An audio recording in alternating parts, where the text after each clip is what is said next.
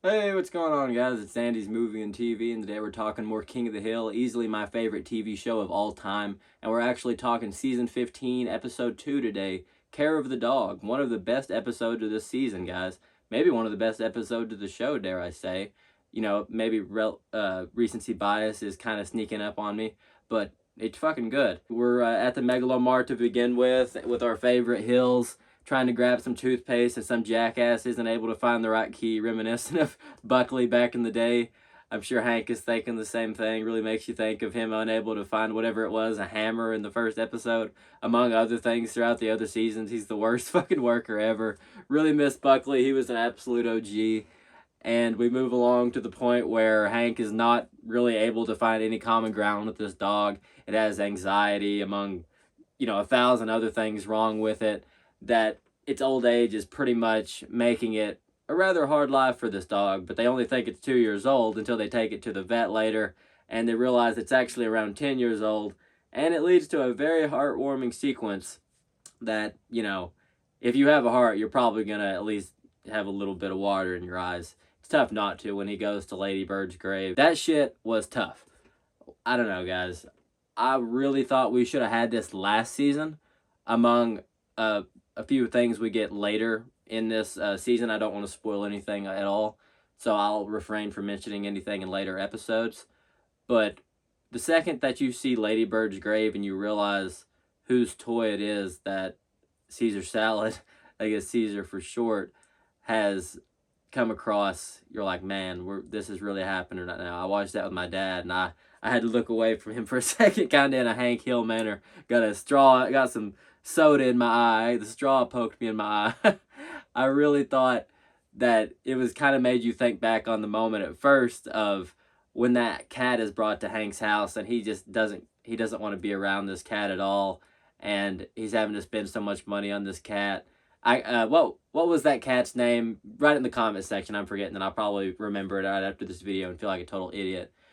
But it really reminiscent on a couple episodes in the past with that storyline, as well as the storyline we get with Connie and Bobby on the other side, where it's involved. But as we know, Min and Con are no longer getting involved. And I'll say this: I think Con really steps, or well, Ronnie Chang really steps into the shoes of Con here. Toby Huss absolutely killed that role. I don't care what anybody says. I don't want to hear what anybody has to say about him not being the right race or ethnicity to play that role. That may be technically correct. Con is my favorite character in this show. Him, Dale, among others. It's hard to pick. It's my favorite show ever. But Con has probably given me the most laughs in the amount of screen time he's been given through the years, considering he's kind of a side character, and the fucker is hilarious. I thought he had some really funny moments in this one, and whether it's just freaking out when Connie is asking if Bobby can come over to stay at Bill's house, the fact that he lives at Bill's house is absolutely hilarious. I had a feeling that something like that might happen, because dude could not keep living in the garage over there. Him and Bill had way too much in common. I love Bill too, so that makes for some great moments. They have a very odd and just comical relationship.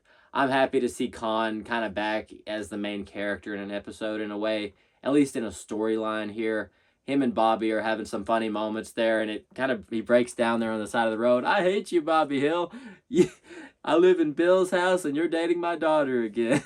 It's funny as hell. He's about to fucking put a goddamn fist in that dude's face when he doesn't put 100 roses on Connie's cake. A great comeback episode for Con. I know there was a little bit to do with Con in season 14.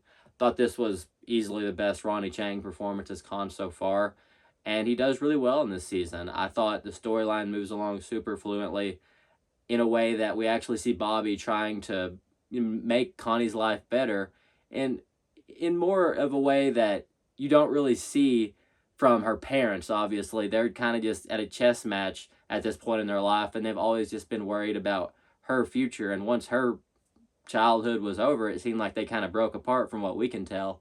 And this episode really kind of puts all that aside, and whether they like it or not, Bobby pretty much tricks Con into acting like he's in some form of friendship with Min at the end there.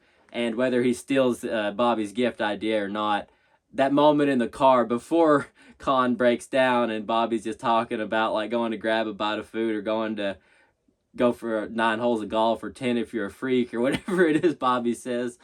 It really reminds you of that scene where him and Bobby are in the car back in the day, probably 20 years ago at this point in real life time, probably in the show too, almost, just damn near anyway. They're in the car and he offers Bobby all that money to break up with Connie and he says, save it for our wedding.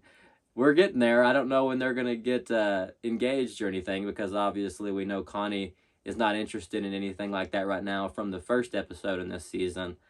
I feel that even though Min and Con are having a hard time getting used to Bobby actually being the love interest in Connie's life, mostly because of the past and the neighbors here. Pretty funny sequence there when the dog is barking at Connie and Bobby in the room there.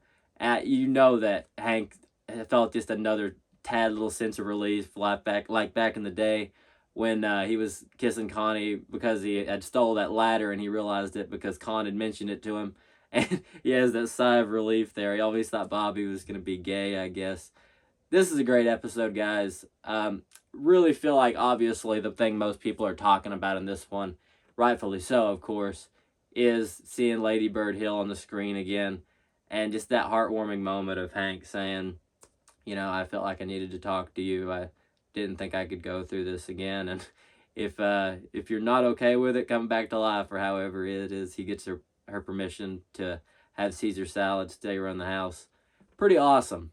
Very heartwarming. Like I said, I had to hide my face. I was looking like a bitch. Straight up bitch over there. Bitch mode.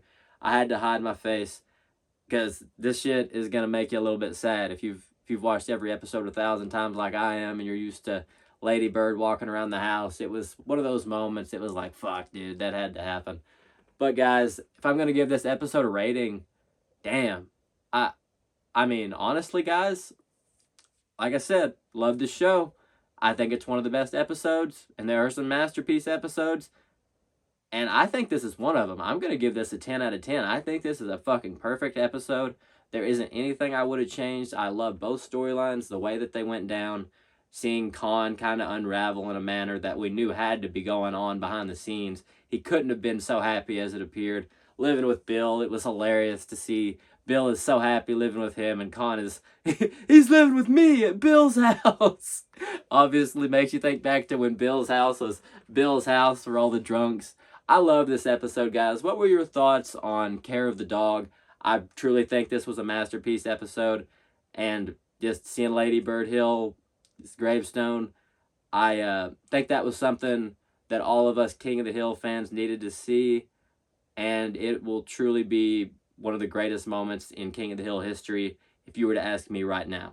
Have one hell of a day, my friends. Bois.